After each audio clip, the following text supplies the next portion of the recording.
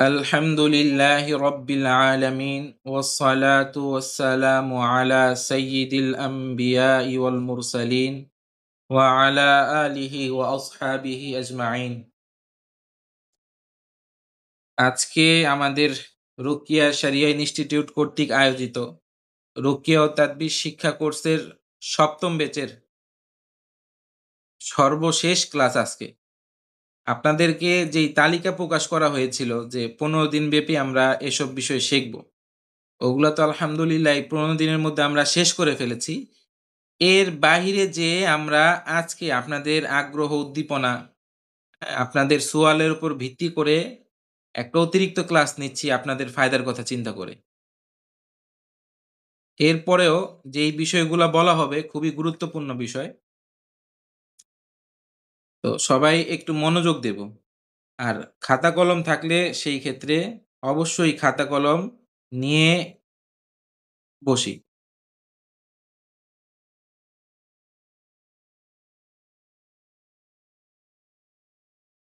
আচ্ছা, দেখেন, ১ম যেই শিরোনামটা কায়েম করা হয়েছে, দুশমন ও জালেমের অনিষ্ট থেকে হেফাজতের আমল। আমাদের সবারই কম বেশি ছোটখাটো শত্রু আছে। কেউ বেশি পরিমাণ শত্রুতার শিকার, কেউ কম পরিমাণ। কারো ক্ষতিটা কম, কারো ক্ষতিটা বেশি। তো যাই হোক, শত্রু ছোট হোক বা বড়, শত্রুর ক্ষতির অবস্থাটা, ক্ষতির পরিমাণটা কম হোক বা বেশি, আমরা সবাই যখন কারো জুলুমের শিকার হব অথবা কারো দুশমনির শিকার হব, শত্রুর শত্রুতার শিকার হব, তখন কি আমল করব? আর আমরা যেন এইসব সমস্যার শিকার নাই হই, সেজন্যে আমরা কি আমল করব? আজকে ইনশাআল্লাহ এই বিষয়ে আলোচনা হবে।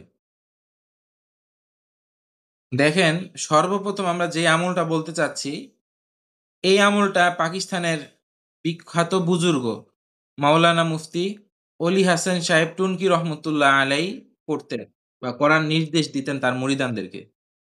আবারও বলা হচ্ছে, পাকিস্তানের বিখ্যাত বুজুর্গ মাওলানা মুফতি ওয়ালি হাসান টুনকি রহিমাহুল্লাহ, উনি তার মুরিদানদেরকে জুলুম থেকে বাঁচতে, শত্রুর শত্রুতা থেকে বাঁচতে নিচে যেই আমলের কথা বলা হবে, এই আমলটা করার জন্যে তালকিন দিতেন।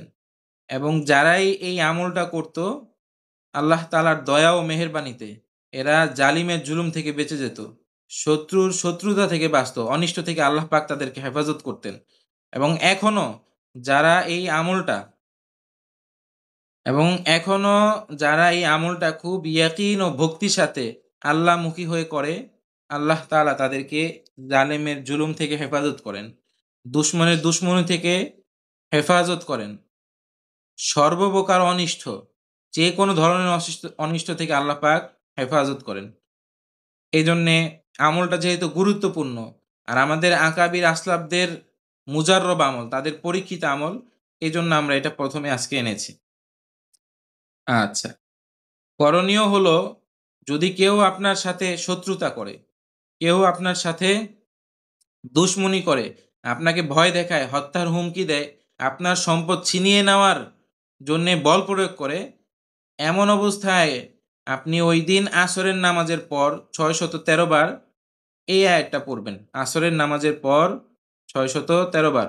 সাইয়ুহজামুল জামউ ওয়া ইউওয়াল্লাউনাদ দুবুর। এই যে আয়াতটা বলা হলো, এটা হচ্ছে সূরা কমারের ৪৫ নাম্বার আয়াত। যারা জেনারেল আছেন তাদের উদ্দেশ্যে বলা হচ্ছে। এটা সূরা কমরের ৪৫ নাম্বার আয়াত। করণীয় হলো কি? আসরের নামাজের পর ৬১৩ বার এই আয়াতটা, আচ্ছা, উচ্চারণটা কি হবে? উচ্চারণটা বলে দেন কেউ একজন মাইক অন করে। আচ্ছা, সাইয়ুহজামুল জামউ ওয়া ইউওয়াল্লুনাদ দুবুর নাকি? আচ্ছা, ঠিক আছে। এখানে হরকতে ভুল চলে এসেছে। আমারও মিস্টেক হয়েছিল উচ্চারণ করতে। সবাই একটু ঠিক করে নিবেন। আবারও বলা হচ্ছে, সায়ুহজামুল জামউ ওয়া ইউওয়াল্লুনা দুবুর। আচ্ছা, সূরা কমারের ৪৫ নম্বর আয়াত। জাযাকুমুল্লাহু খায়রান। এই আয়াতটা আমরা কি করব? ৬১৩ বার আসরের নামাজের পরে পড়ব প্রথম দিন। আচ্ছা। এর পরবর্তীতে যদি আমার আমল করতেই হয়, সেক্ষেত্রে ৬১৩ বার পড়া শর্ত না। প্রথম দিন আসর নামাজের পরে শুধু শর্ত হলো ৬১৩ বার পড়বেন।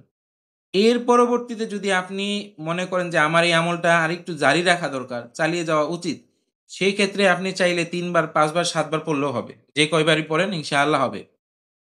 তবে আয়াতটা পড়ার শুরুতে আপনি কয়েকবার ৩ বার অথবা ৫ বার দুরূদ শরীফ পড়ে নেবেন। চাইলে ৩ বার পড়লেন, যেকোনো ধরনের দুরূদ। ৩ বার দুরূদ শরীফ পড়ে পড়লেন সাইয়ুহজামুল জামউ ওয়া ইউওয়াল্লুনা দুবুর। এরপরে আবার ৩ বার দুরূদ শরীফ পড়লেন। আচ্ছা,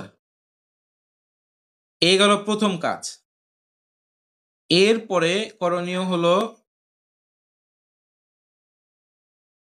আসরের নামাজের পর আপনি যখন ৬১৩ বার এই আয়াতটা পড়লেন, পড়ার পরে এই যে দোয়াটা আছে, আল্লাহুম্মা ইন্না নাজআলুকা ফি নুহুরিহিম ওয়া নাউযু বিকা মিন শুরুরিহিম।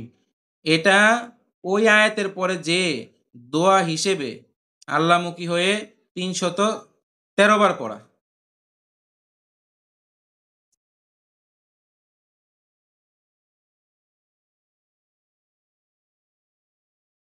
আবারও বলা হচ্ছে, নিচে যে আয়াতটা বলেছিলাম সূরা কমারের ৪৫ নাম্বার আয়াত, এইটা প্রথম দিন ৬১৩ বার পড়ার পরে এই যে দোয়াটা আছে, এটা আবারও ৩ বার দুরূদ শরীফ, শেষে ৩ বার দুরূদ শরীফ পড়ে ৩১৩ বার পড়বেন এবং নিয়ত করবেন যে আল্লাহ পাক যেন আপনাকে শত্রুতা থেকে হেফাজত করে। তো এখানে ২ টা আয়াতের আমল বলা হলো। এরপরে করণীয় হলো মাগরিব নামাজের পরে সূরা কুরাইশ ৪১ বার পড়বেন। প্রতিবার বিসমিল্লাহ সহকারে পড়তে হবে। বিসমিল্লাহির রহমানির রহিম, এরপরে সূরা কুরাইশ পড়বেন। ঠিক আছে? আর এই সূরাটা পড়ার পূর্বে এবং পরে উভয় শুরুতে আপনি কি করবেন? দুরূদ শরীফ পড়বেন। তো এখানে আমরা মাওলানা মুফতি ওয়ালি হাসান সাহেব টুনকি রহমতুল্লাহ আলাইহ, যিনি পাকিস্তানের একজন বিখ্যাত বুজুর্গ আলেম ছিলেন রহিমাহুল্লাহ। তিনি তার মুরিদানকে এই আমলের নির্দেশ দিতেন যারা জুলুমের শিকার, যারা মাজলুম, যারা অন্যের অনিষ্টের কারণে সর্বহারা হয়ে গিয়েছে। তো আবারও এটা দৌড়াচ্ছি। প্রথম দিন যেদিন থেকে আপনি আমল শুরু করবেন, আসরের নামাজের পর ৬১৩ বার এটা পড়বেন। শুরুতে দুরূদ শরীফ, শেষে দুরূদ শরীফ। এরপর আবার দুরূদ শরীফ পড়ে আল্লাহুম্মা ইন্না নাজআলুকা ফি নুহুরিহিম ওয়া নাউযু বিকা মিন শুরুরিহিম।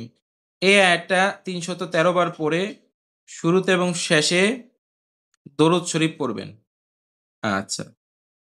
এরপরে যদি আপনি এর পরের দিনও এই আমলটা কন্টিনিউ করতে চান, তাহলে ৬১৩ বার এই আয়াতটা পড়া জরুরি না। সাইয়ুহজামুল জামউ ওয়া ইউওয়াল্লুনা দুবুর। এটা ৬১৩ বার পড়া জরুরি না। বরং এটা আপনি চাইলে ৩ বার, ৫ বার, ৭ বার বা যেই কয়বার আপনার ইচ্ছে পড়তে পারেন। আচ্ছা। তো ২ টা আমল এখানে গেল। ৩য় নাম্বার আমল হচ্ছে মাগরিব নামাজের পর। মাগরিবের নামাজের পর সূরা কুরাইশ আমরা ৪১ বার পড়ব। শুরুতে এবং শেষে দুরূদ শরীফ পড়ব এবং সূরার শুরুতে বিসমিল্লাহ পড়ে নেব। এরপর আল্লাহ তাআলার কাছে আমার যেই কষ্ট বেদনা, আমার যে আন্তরিক হালত, এইটা আমি আল্লাহ তাআলার কাছে পেশ করব।